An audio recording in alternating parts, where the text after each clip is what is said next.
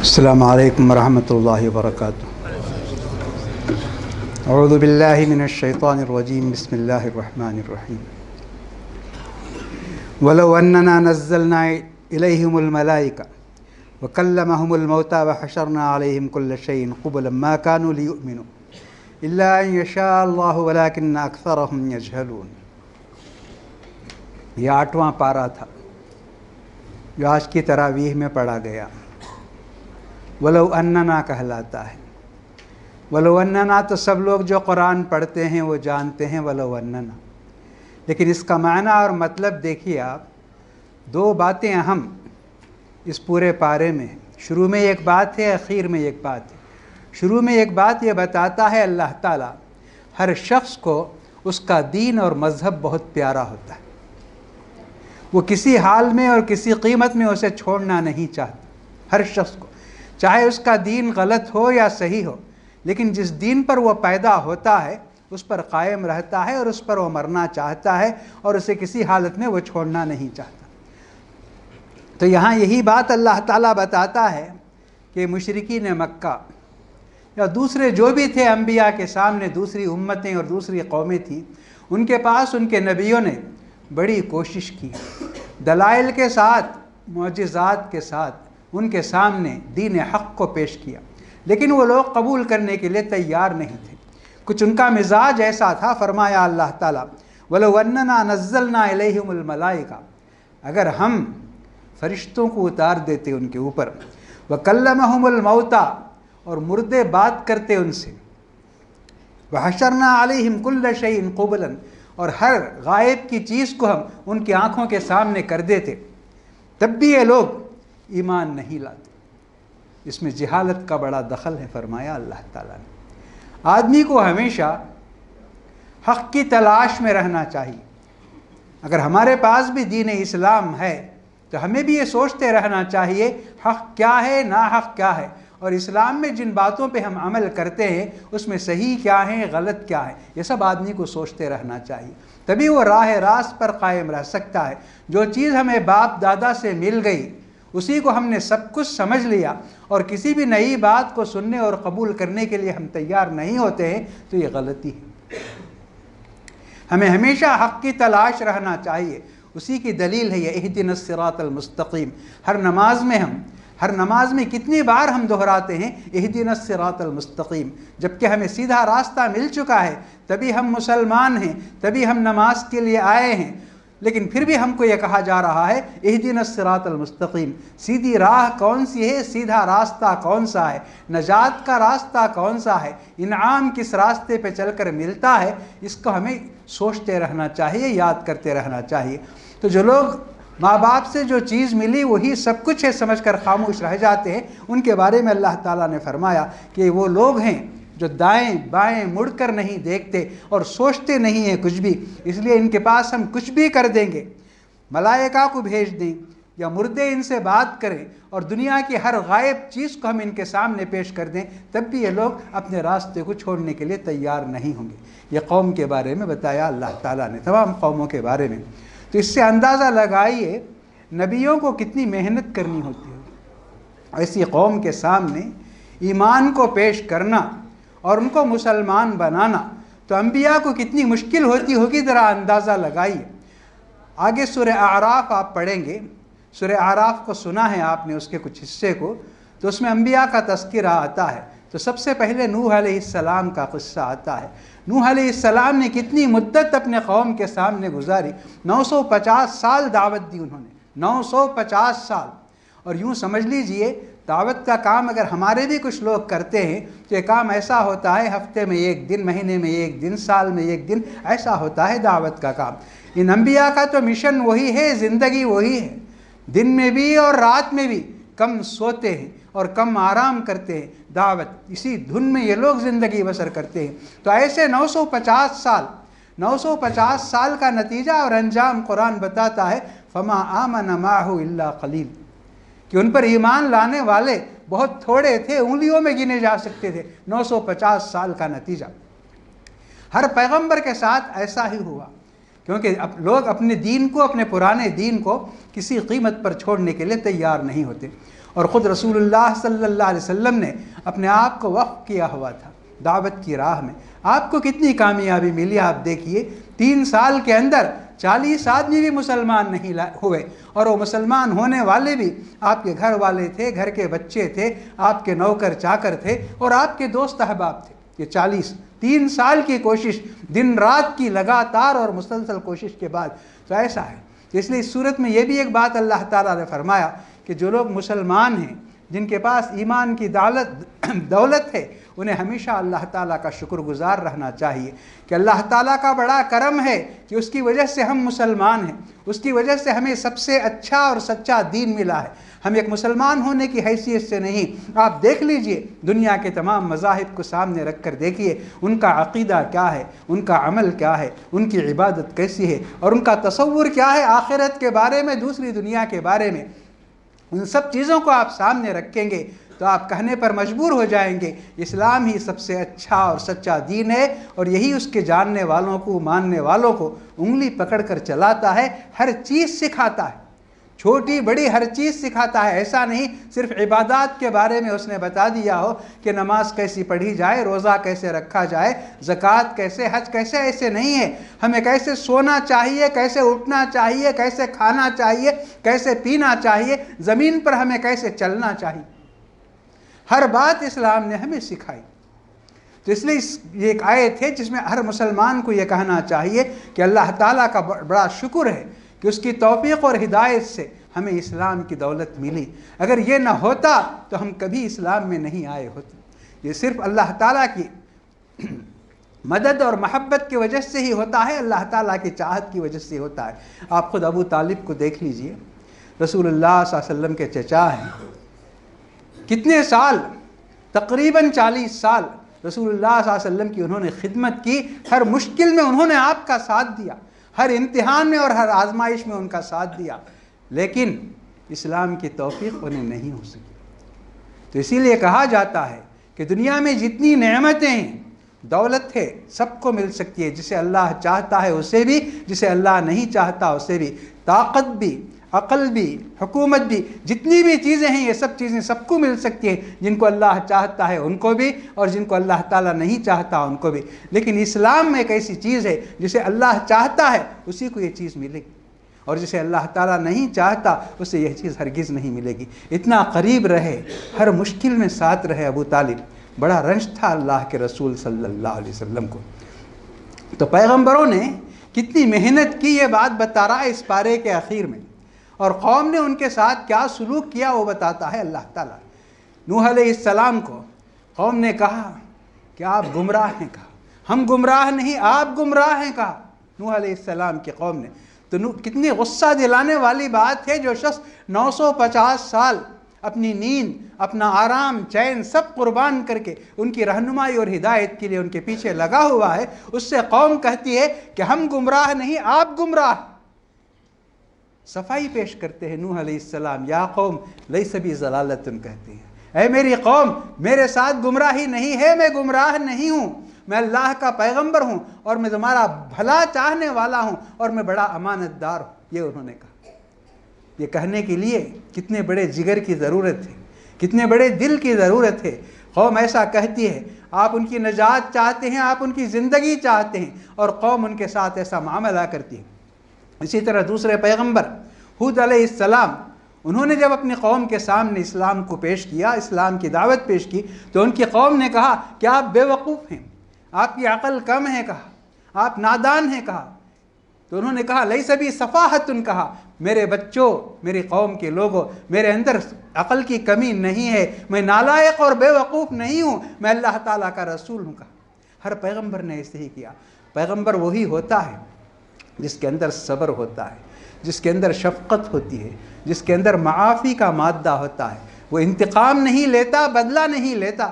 ہمارے رسول صلی اللہ علیہ وسلم کو آپ دیکھ لیجئے، طائف میں وہاں کے لوگوں نے آپ کے ساتھ کتنا غیر انسانی سلوک کیا، وحشیانہ سلوک کیا.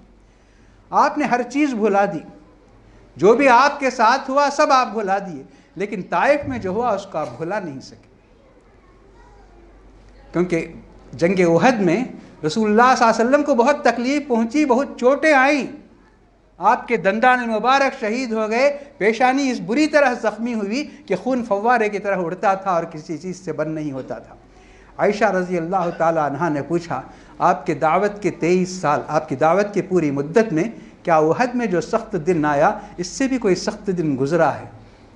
تو انہوں نے کہا اے صدیق کی بیٹی، تمہیں پتہ نہیں تمہاری قوم نے طائف میں میرے ساتھ کیا کیا، تمہیں پتہ نہیں فرمایا۔ تو بھولے نہیں رسول اللہ صلی اللہ علیہ وسلم، طائف والوں نے آپ کے ساتھ جو کیا، بھڑکایا، بچوں کو بھڑکایا کہ دیوانہ آیا ہے، اسے پہاڑ کے نیچے پہنچانے تک دم نہیں لینا، اور انہوں نے پتھر پھینک پھینک کر آپ کو بھگایا، زخمی کر دیا، لہو لہان کر دیا رسول اللہ صلی اللہ علیہ وسلم کو۔ آسمان کانپ اٹھا، آسمان سے فرشتے آ گئے طائف والوں کو سزا دینے کے واسطے، لیکن رسول اللہ صلی اللہ علیہ وسلم نے اجازت نہیں دی۔ اور سزا دینے والوں میں سب سے بڑا سردار عبدیہ لیل تھا۔ عبدیہ لیل مدینے آیا زمانے کے بعد تو رسول اللہ صلی اللہ علیہ وسلم کا مہمان تھا، رمضان ہی کا مہینہ تھا، سحر اور افطار بلال رضی اللہ تعالی عنہ رسول اللہ صلی اللہ علیہ وسلم کے گھر سے اس کے پاس لے جاتے تھے، مسجد نبوی میں اس کو ٹھہرایا گیا تھا۔ تو یہ نبی ہوتے ہیں، بہت آسانی کے ساتھ قوم کہتی ہے کہ فلاں کو کیوں نبی بنایا گیا، فلاں کو کیوں بنایا گیا، دوسروں کو کیوں نہیں بنایا گیا، وہ بڑے سردار ہیں، بڑا مرتبہ ہے ان کا، بڑا خاندان ہے۔ تو اللہ تعالیٰ فرماتا ہے یہ لوگ کون ہوتے ہیں؟ اللہ تعالیٰ کی رحمت میں دخل دینے والے۔ اللہ تعالیٰ کو معلوم ہے نبوت کے لیے سرداری کی ضرورت نہیں ہے، مالداری کی ضرورت نہیں ہے، نبی کے اندر محبت، نبی کے اندر شفقت، نبی کے اندر صبر اور نبی کے اندر تحمل ہونا چاہیے، یہ سب سے بڑی ضرورت ہے۔ کل میں نے بتایا اس سورت کا نام سورہ انعام ہے۔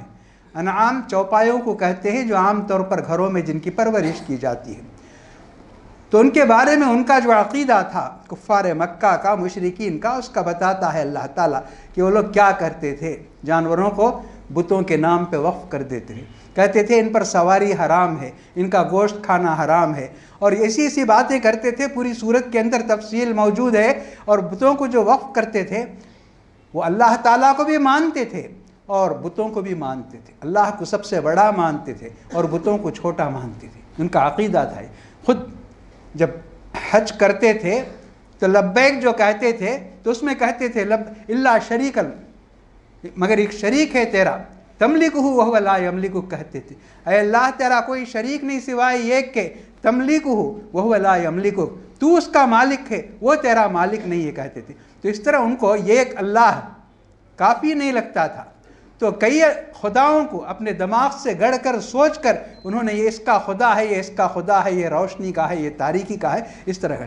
تو جانوروں کے بارے میں بھی وہ کہتے تھے کہ جو چیز اللہ پر وقف کی، اللہ کے نام پر جو جانور وقف ہے اس کا حصہ بتوں کو بھی ملے گا، لیکن بتوں پہ جو وقف ہے وہ اللہ تعالیٰ کو نہیں ملے گا۔ اور پھر جانوروں کے بارے میں اس کا گوشت عورتوں کے لیے حرام ہے، مردوں کے لیے حلال ہے، اس کی اولاد، اس کا دودھ، اس کا حصہ ان کے لیے ہے، ان کے لیے، ایسی بہت ساری باتیں۔ اور ایسے جانوروں کو بہت مقدس سمجھتے تھے، انہیں مارنا اور انہیں ہانکنا بڑی توہین ان کی سمجھتے تھے۔ تو یہ سب چیزیں ہماری سمجھ میں آ سکتی ہیں، کیونکہ جس ملک میں ہم ہیں یہاں ایسے سب تماشے ہم دیکھتے ہیں۔ مگر افسوس کی بات یہ ہے کہ غیر قوموں کو ایسا کرتے ہوئے دیکھ کر مسلمان بھی ایسا کرتا ہے، وہ بھی اپنے جانوروں کو ولیوں کے نام پر، پیروں کے نام پر، قبروں کے نام پر، مزاروں کے نام پر وقف کرتا ہے۔ اس ملک کے اندر یہ بھی موجود ہے۔ تو بجائے اس کے کہ مسلمان اس ملک کے لوگوں میں اثر انداز ہوں، ان کو متاثر کریں اچھی باتوں سے، اچھی تعلیم سے، لیکن ان کی بری عادتوں سے، ان کی بری رسموں سے اور ان کے برے رواج سے متاثر ہوتے جا رہے ہیں۔ حالانکہ اسلام ایسا نہیں ہے۔ الاسلام یعلو ولا یعلا، اسلام کو سب سے اونچا ہونا چاہیے، سب پر اثر ڈالنا چاہیے، سب پر سایہ ڈالنا چاہیے۔ مسلمان دوسروں سے متاثر ہوں، ایسا نہیں ہو سکتا۔ عمر رضی اللہ تعالیٰ عنہ نے تورات پڑھی تو غصہ ہو گیا اللہ کے رسول صلی اللہ علیہ وسلم کہ حالانکہ تورات آسمانی کتاب ہے، ایک پیغمبر پر نازل کی گئی آسمانی کتاب ہے، لیکن رسول اللہ صلی اللہ علیہ وسلم نے فرمایا کہ قرآن آنے کے بعد اور میرے آنے کے بعد تورات، انجیل وغیرہ کی کوئی حقیقت نہیں ہے، یہاں تک کہ موسیٰ علیہ السلام بھی اگر آ جائے تو ان کو بھی میری ہی شریعت پر عمل کرنا ہوگا۔ یہ فرمایا رسول اللہ صلی اللہ علیہ وسلم نے کہ آپ کی شریعت نے سب کو منسوخ کیا۔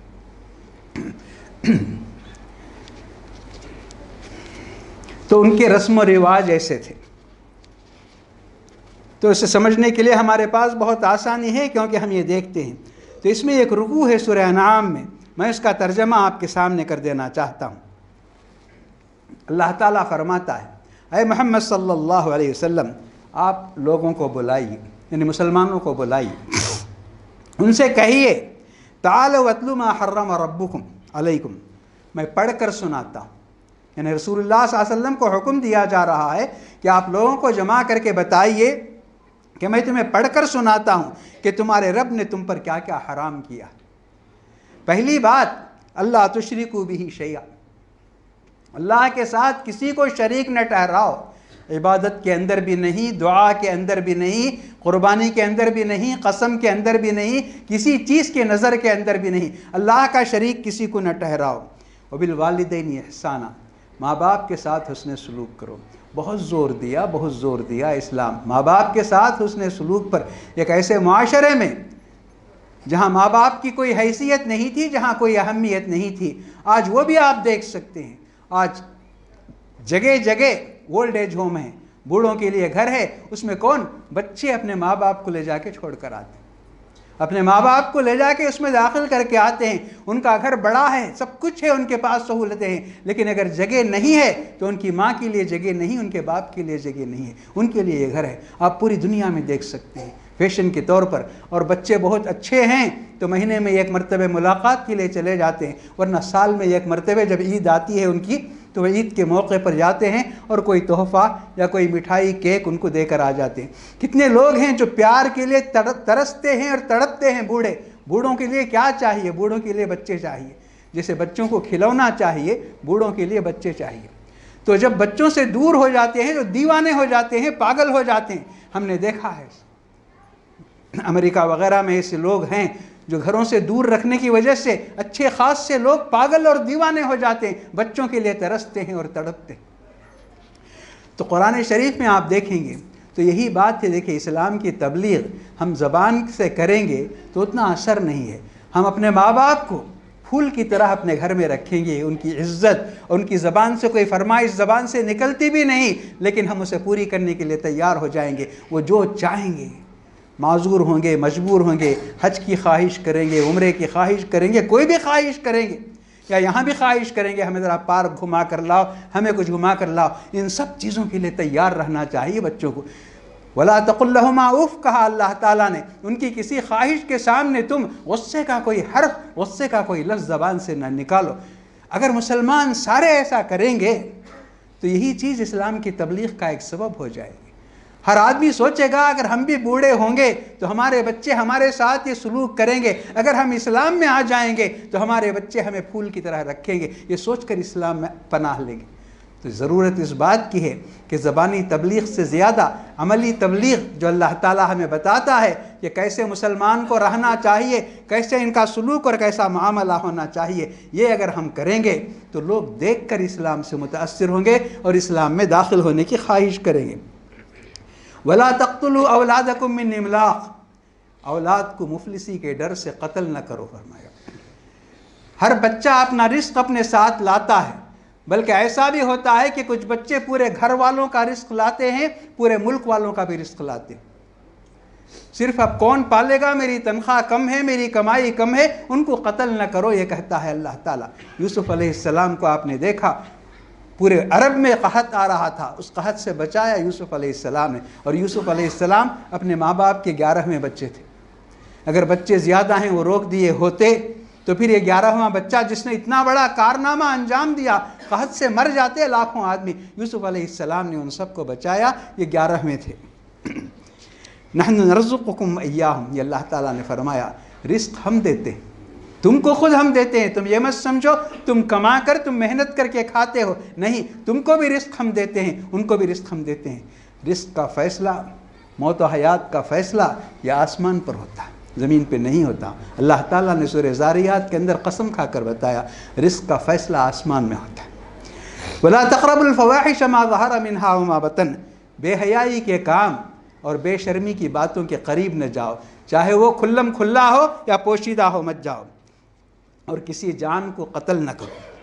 یہ اللہ تعالیٰ کی تاکید ہے، تم اس پر عمل کرو، عقل سے کام لو۔ اور یتیم کے مال کے قریب نہ جاؤ، اور ناپ تول میں کمی نہ کرو، ناپ تول میں ہمیشہ برابر رکھو۔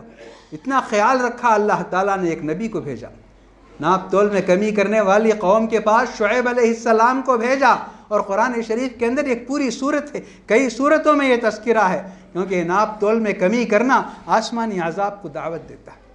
آج یہ برائی عام ہے، اس لیے آپ دیکھتے ہیں کہ ہمارے ماحول میں، ہماری سوسائٹی میں بے شمار قسم کے عذاب ہیں، کیونکہ ناپ تول میں کمی ہے۔ یہ اللہ کے رسول صلی اللہ علیہ وسلم نے بھی فرمایا، جو قوم ناپ تول میں کمی کرے گی اللہ تعالیٰ ان کو طرح طرح کی مصیبتوں میں مبتلا فرمائے گا۔ وَإِذَا قُلْتُمْ فَعْدِلُوا، ہمیشہ سچی اور صاف اور انصاف کی بات کرو، کہتا ہے اللہ تعالیٰ۔ اگر تمہاری بات تمہارے آدمی کے خلاف جاتی ہو تب بھی تمہیں سچ کہنا چاہیے، یہ نہیں کہ یہ بات میرے خلاف جاتی ہے، میرے بچوں کے خلاف جاتی ہے، اس لیے مجھے کچھ جھوٹ کہنا چاہیے، کچھ لگا کر کہنا چاہیے، ایسے نہیں۔ وَإِذَا قُلْتُمْ فَعْدِلُوا وَلَوْ كَانَ ذَا قُرْبَىٰ، اللہ تعالیٰ فرماتا ہے رشتہ دار ہی کیوں نہ ہو اس کو نقصان پہنچتا ہوگا، لیکن تمہیں ہر حال میں سچی بات کہنا ہے۔ وَبِعَهْدِ اللَّهِ أَوْفُوا، اللہ تعالیٰ کے ساتھ تم نے جو اقرار کیا ہے اسے پورا کرو۔ اقرار کیا ہے؟ اللہ الہ الا اللہ، کہ تیرے سوا کوئی معبود نہیں، ہم تیرے ہی آگے جھکیں گے، تیرے ہی دربار میں ہم ہاتھ اٹھائیں گے، تیرے ہی گھر کا ہم طواف کریں گے، جو بھی مانگنا ہے تجھی سے مانگیں گے، یہ عہد ہے، اس کو پورا کرو۔ یہ اللہ تعالیٰ ہر آیت کے اخیر میں اللہ تعالیٰ کہتا ہے ذالکم وصاکم، کہتا ہے یہ اللہ تعالیٰ کی تاکید ہے، یہ اللہ تعالیٰ تم کو بہت اس کے ساتھ اہمیت کے ساتھ کہتا ہے لعلکم تذکرون۔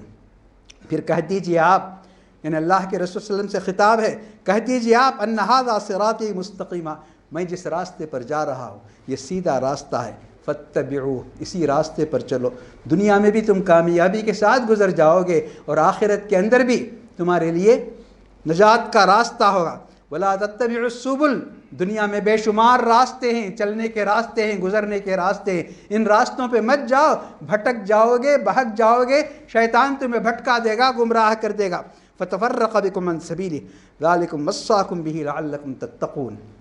پھر دیکھیے وصاکم، اللہ تعالیٰ تاکید کرتا ہے، پورے اہتمام کے ساتھ یہ بات کہتا ہے لعلکم تتقون، تم اپنے دل میں اللہ تعالیٰ کا ڈر پیدا کر کے ان باتوں کو مانو۔ تو اسی تعلیم کے ساتھ یہ سورہ انعام ختم ہوتی ہے۔ اس کے بعد سورہ اعراف ہے، یہ بھی بڑی سورت ہے، 1.25 پارے پر مشتمل ہے، آدھا پارہ اس کا آج تلاوت کیا گیا تراویح میں، پونا پارہ کل تلاوت کیا جائے گا۔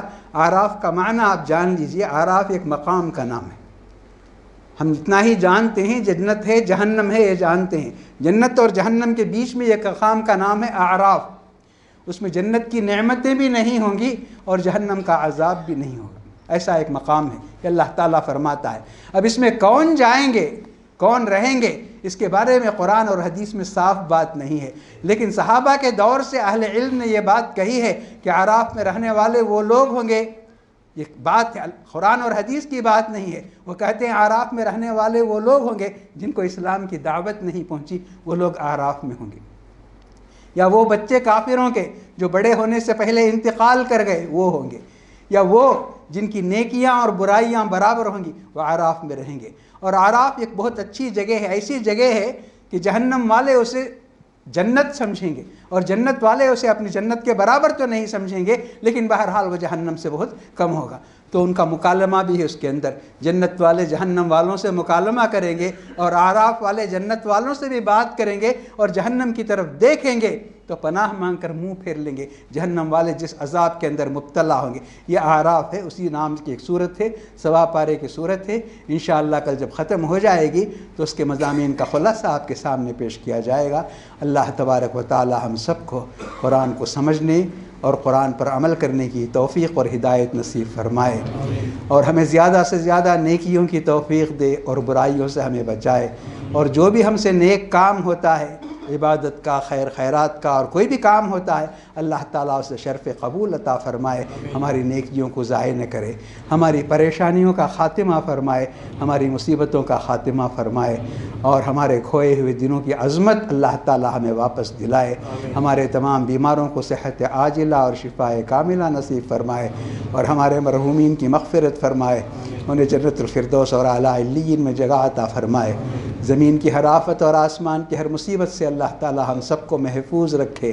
ربنا تقبل منا انک انت السمیع العلیم وتب علينا إنك أنت التواب الرحيم توفنا مسلمين وألحقنا بالصالحين وصلى الله تعالى وسلم على خير خلقه سيدنا محمد وعلى آله وأصحابه أجمعين برحمتك يا أرحم الراحمين والحمد لله رب العالمين.